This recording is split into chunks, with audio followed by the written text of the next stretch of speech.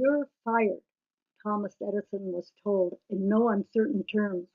At age 14 he was working on the Port Huron to Detroit line of the Grand Trunk Railway as a news butcher, a seller of newspapers.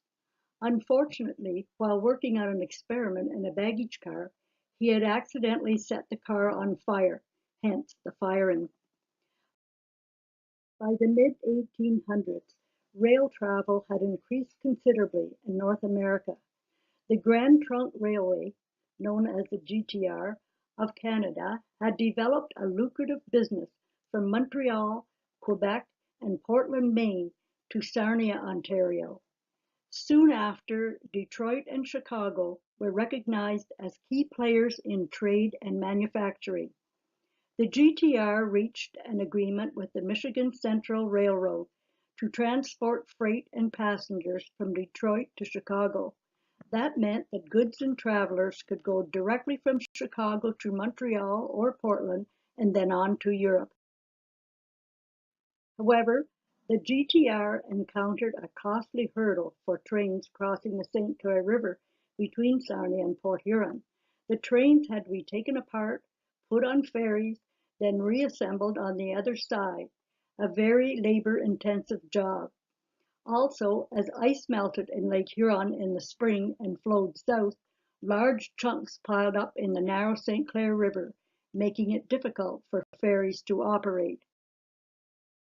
The solution was a tunnel.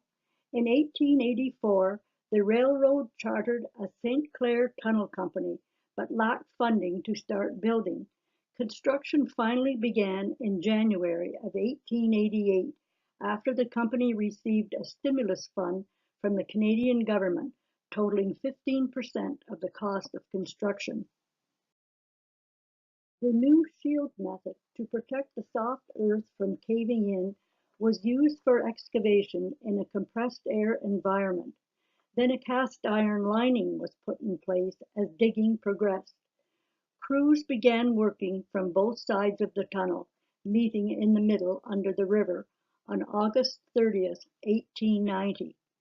It was completely done and opened for service in September 1891 at a cost of $2,700,000. From portal to portal, it extended 1,836 meters, with 698 of them under the riverbed. This new tunnel was named the St. Clair International Railway Tunnel, and the trains were operated by the Canadian National Railroad. Travel time from Chicago to Toronto or Montreal was reduced by 2 hours for passenger trains. Steam engines were used on the trains until 1908, when electric ones replaced them to pull the trains. In 1958, they were replaced by diesel-operated engines.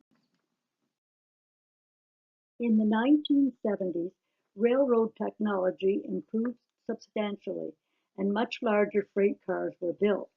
These cars were much taller and longer and could not fit in the 20-foot diameter of the tunnel. It was necessary to resume car ferry service to accommodate them. In 1991, the railroad decided to replace the 100-year-old tunnel with a new parallel one. The new 27.5-foot tall tunnel was completed April 1995 at a cost of $155 million. The old tunnel was closed in 1994, but apparently can be rebuilt if the need arises.